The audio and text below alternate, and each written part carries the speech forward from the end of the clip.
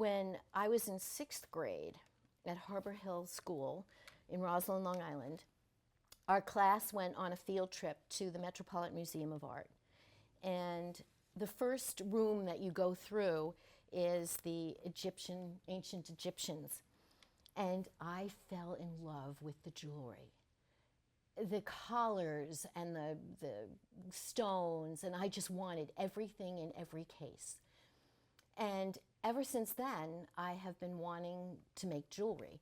And when I was in high school, in my ceramics class, I made some ceramic necklaces that kind of mimicked the Egyptian style. And then I've always been artistic and creative. I've always needed to draw or paint or write poetry, and I always kept a journal with drawings and poems in it, and wrote poems. And then in high school, actually skipped to, I think it was 1990. I worked with a friend of mine, and we had to go out west for ski trade shows. And in Aspen, I was looking at I've always loved Native American jewelry, but I never aspired to make it because it was a strand of turquoise beads or it was a strand of this or that, which was beautiful and I wanted to wear it, but it didn't inspire me to create it. Until I saw what the Native Americans were doing called treasure necklaces. And they were multi-strand necklaces of multi-beads and charms. And I thought, oh, that looks like something I would want to create. So I went home. I mean, they were thousands and thousands of dollars.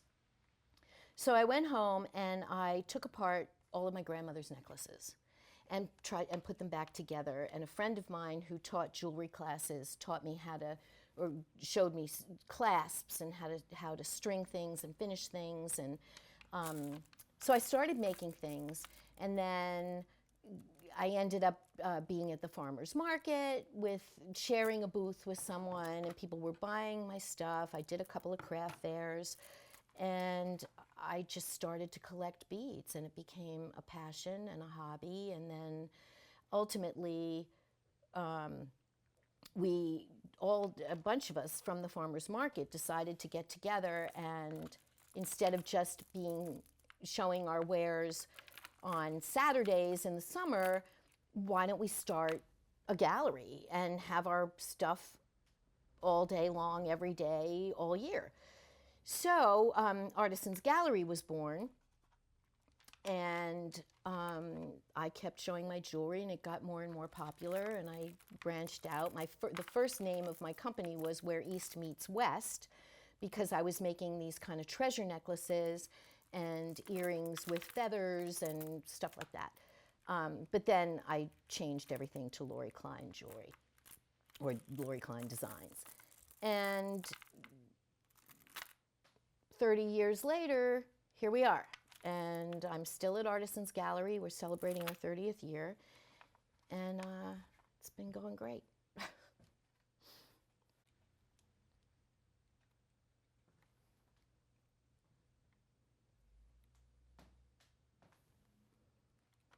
Go. What keeps me going? The joy of creating, the whole right brain thing when you're into a project, and I don't know, it's the creative spirit, the beauty of beads.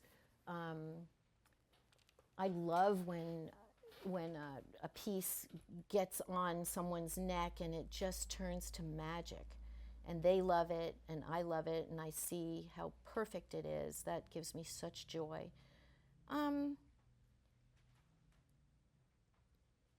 I just love color and stones and beads, and that's what keeps me going. The need to create.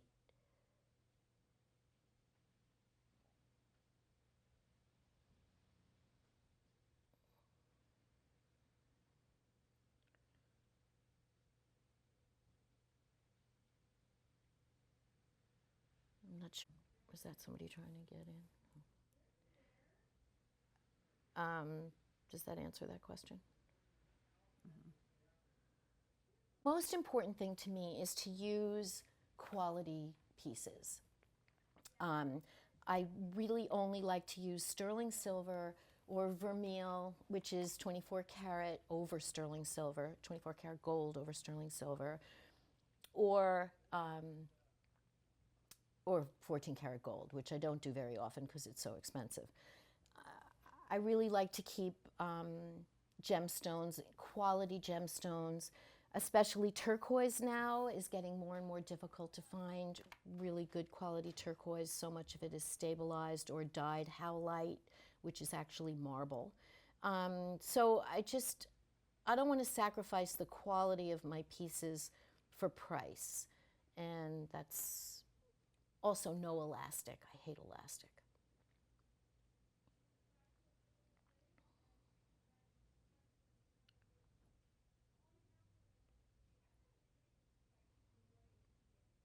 Had just breaks. And it's a pain in the neck to string. So I'd really rather do a bracelet with a clasp. It just, to me, makes more sense. And other than that, I mean, personally, I don't want to wear junk. So I kind of do what I would want. And that means sterling silver or, you know, better quality stones. Okay. I've been making cards pretty much my whole life for family, birthdays, Christmas, Valentine's Day. And at some point, my husband said, and everything had a poem, a personalized poem in the card. And my husband was always like, you got to sell these to Hallmark. They're going to love these cards. You got to get, and so finally, at some point, he was home after having had a stroke, and he got all of the cards that I had made up until that point, and we're talking quite a while ago, onto the computer, and then encouraged me to have them printed. So I've been doing that ever since, and not with the poems so much because they are so personal, but the images I've been creating for family and friends, and so now they've been selling really well, and I have them in quite a few outlets around Vermont. Had one store in Massachusetts, and they've been pretty popular, and it's such a joy. I love doing it. I try very hard when I make a card for a person in the family not to make a card based on what image might sell, but more a card based on what that person evokes in me, the response in me. And so, but they've been very popular, and I love doing it, and that's pretty much all the painting. I mean, I used to do pastels a lot and watercolors, but now I pretty much just do the cards with these water-soluble markers. And yeah, at this point, they're selling really well from here. It's pretty much my whole life for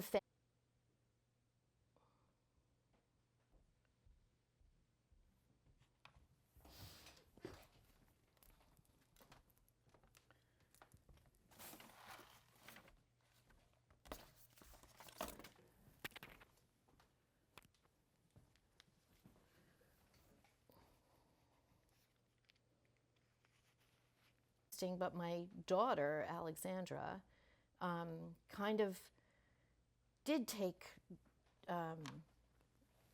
inspiration from me, and she has her own jewelry company now where she's making bracelets and earrings out of upcycled materials such as bicycle tire inner tubes and now acrylic pieces, and she's really, that's her whole career, and she's making a go of it, which is amazing and wonderful.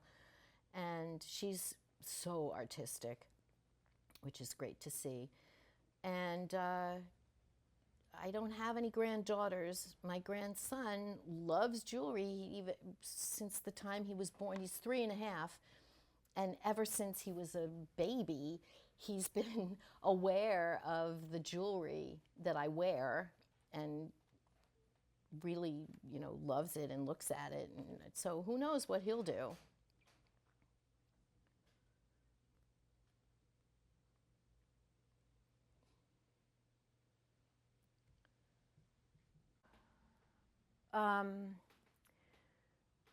Well, our business is good. It grows. It's getting better every year. 30 years, we have 168 artists. We can't expand, but we always seem to be able to make space for new artists that we love, and very rarely throw out an artist, although sometimes it has to happen. You can see that the wall space is limited, but somehow I have very, very creative partners in Abby Dreyer and Laura Guyon. And Abby, for instance, you have to look at this. Abby just created this. She's been working on it in her head forever. But this display for Deborah Kahn's baby hats, it's like a shelf full of candy, and it slides out.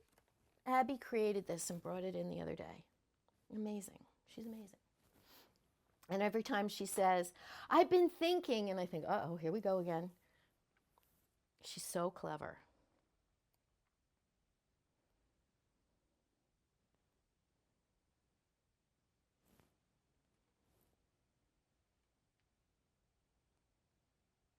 It was left on last night by mistake.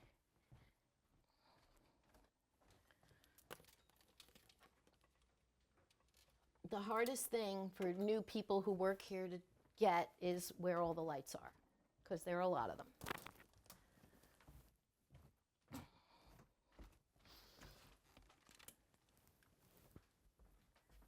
This is our only clothing line, actually, Salam from Montpelier.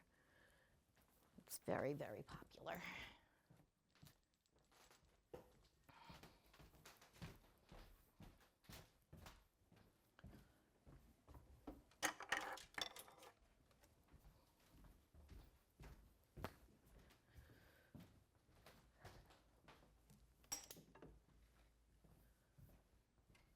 Okay, and then we go into the other room.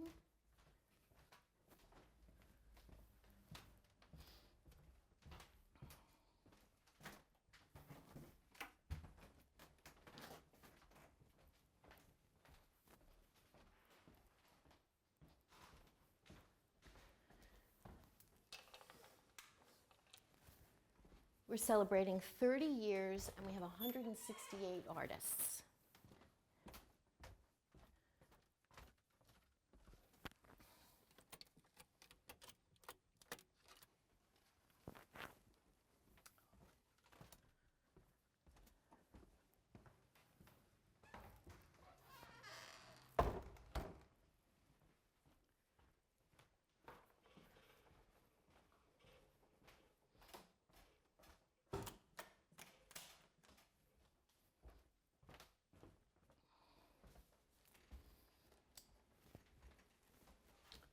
A lot of lights. This is Nadia. Wouldn't she be beautiful in your garden?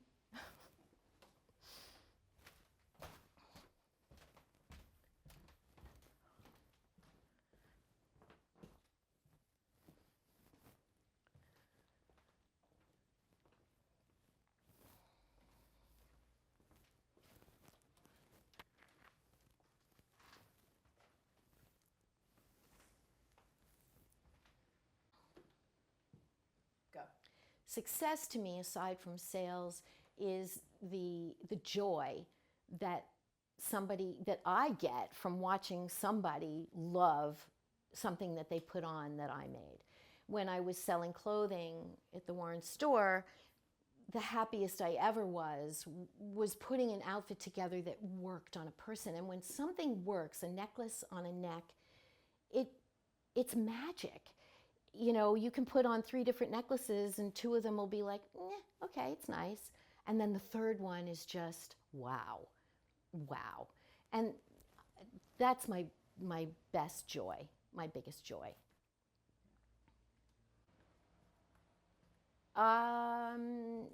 I really, like I said, when I do a card for a family member, I do it based on what that person means to me or what's important to that person, and try not to do it as something that might sell. So the business has to come after the integrity of the design. And same with the jewelry. I do, very often I'll make a necklace based on a dress that I bought.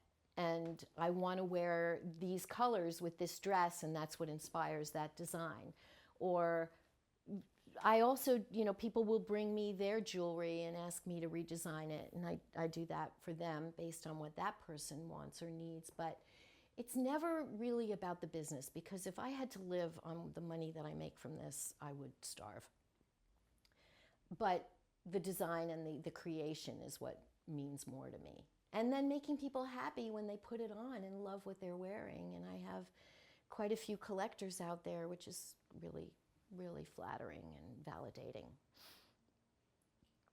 And then they're painted with water-soluble markers that I can then spread and blend with a brush and water.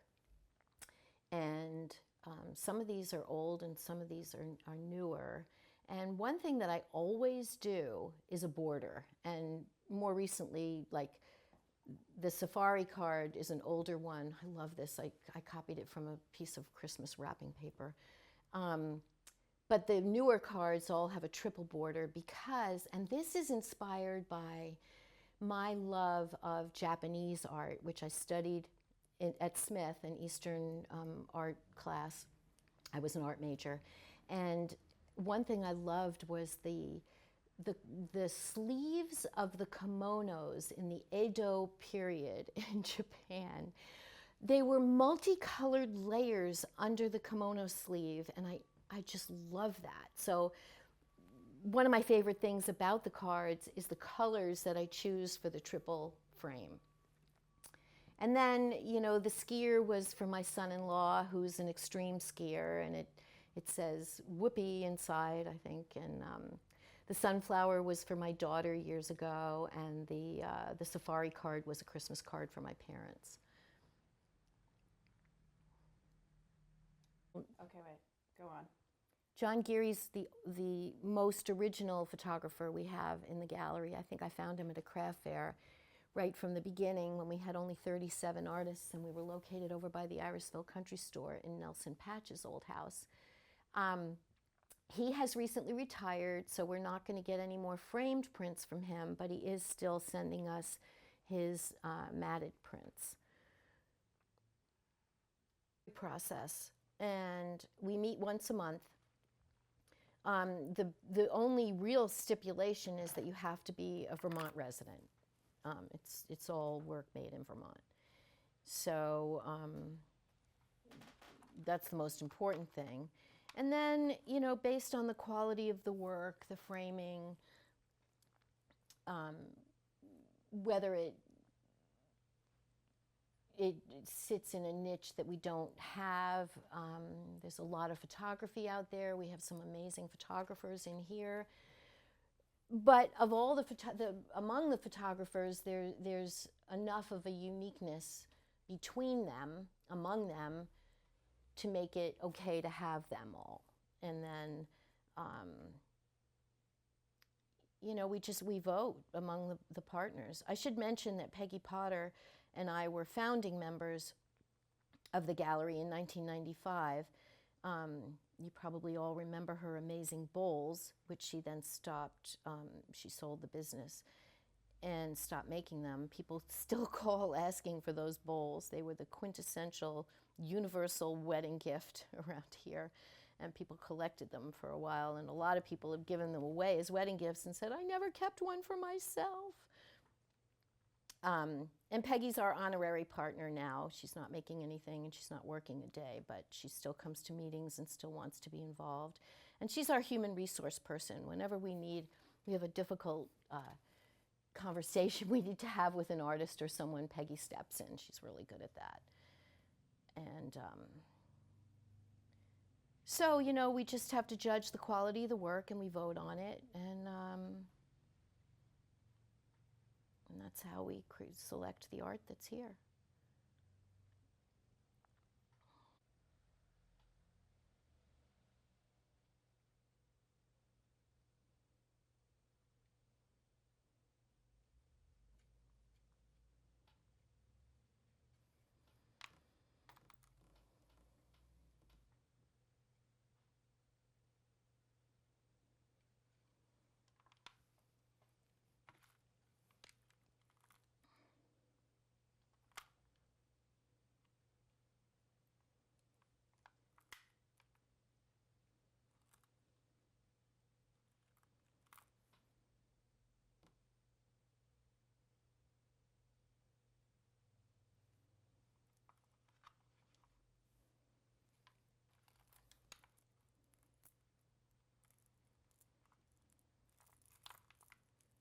Handmade craft is so important.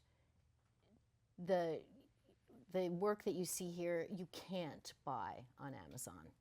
And I think that it's so important in a world that's been taken over by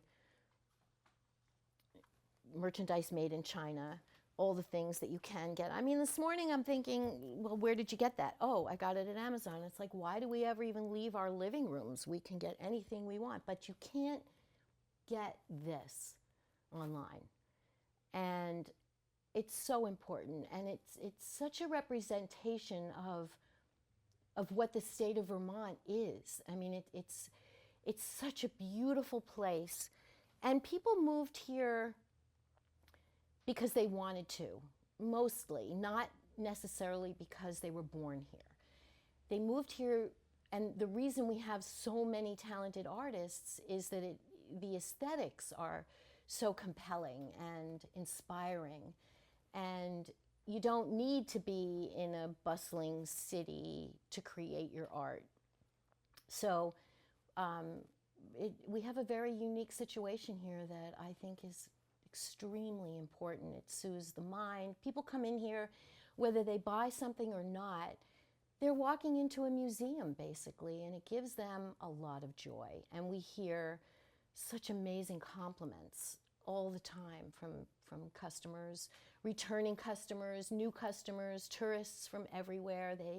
They're constantly saying, oh, I've never seen a gallery as beautiful as this. So I don't see it going away, and I think it's just a really, really important part of our community.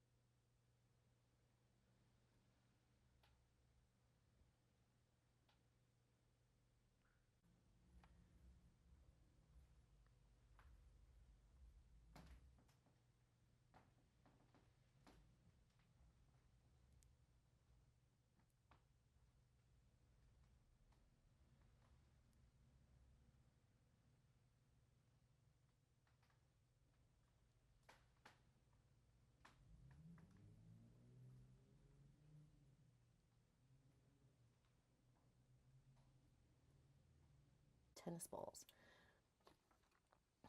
And she just brought it in the other day.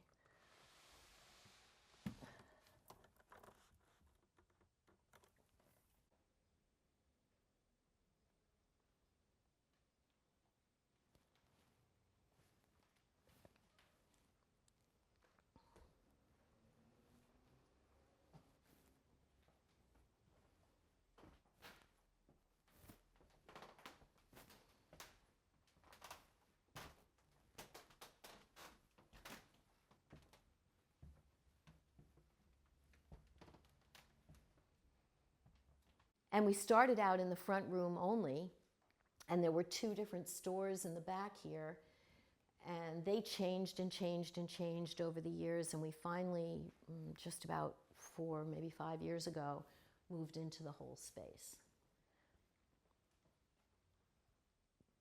Location, location, location.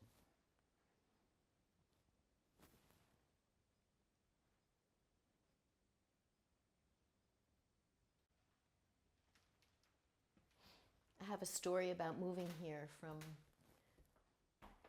the Irisville Country Store. We started out over there with 37 artists, and I think there were 6 of us that started the business. And that was in 1995. And we always thought, you know, it seems like people should be able to find us, but I'm not sure they're finding us. And we thought, we want to be on Bridge Street. That's where we want to be. And the flood of 1998 in June condemned this building. And the Venezuelans who owned it put it on the market. And I mean, it had originally been the IGA. It was Mahuron's Market. And then it was Richard's Special Vermont Pizza, RSVP. And then the building was empty. And so we went around to every realtor in the valley and said, whoever buys this building, we want to be in it with our gallery. And Mary Schramke bought the building in 1999, and we moved in maybe in 2000 after Russ Bennett did the renovations.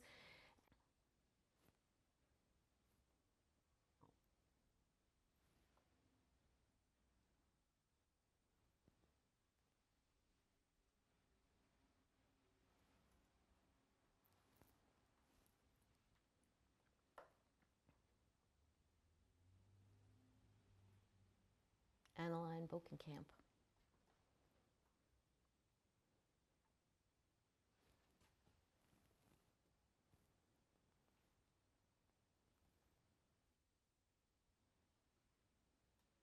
They're so dark.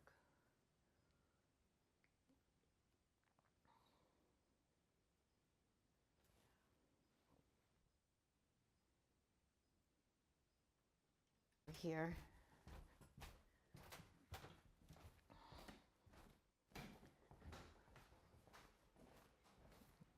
So John Olson has been a very, very, very popular seller of ours, and his photographs are just so clean and spare and beautiful.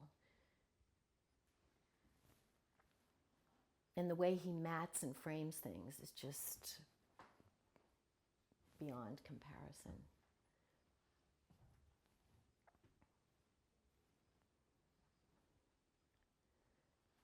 And then Julie Parker, our very own Julie Parker, who does such amazingly different things. I mean, her work is art. It's not just photography. And she's so brilliant and just so talented.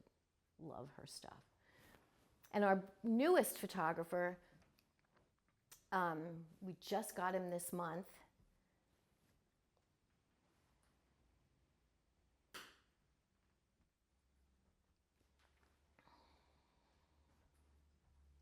Those are my son-in-law's photography, Hans van Briesen.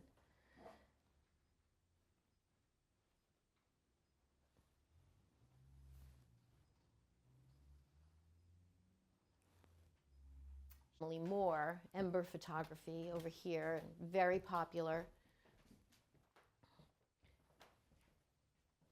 And they'll do large format, they'll print on canvas, they'll print on metal, but the framed with under glass have been great sellers for us. And they're so iconic of Sugarbush Valley and the Mad River Valley and Mad River Glen.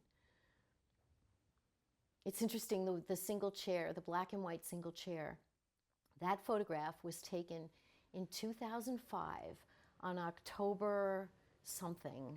I forgot exactly the date in October, but it was the biggest snowstorm of the year. Oh, it was the day we went to daylight savings or daylight standard time. And then the next biggest photograph of snowstorm of that year was in April or March when we went back to daylight savings. It's kind of interesting. I think it was like Halloween that night, that day.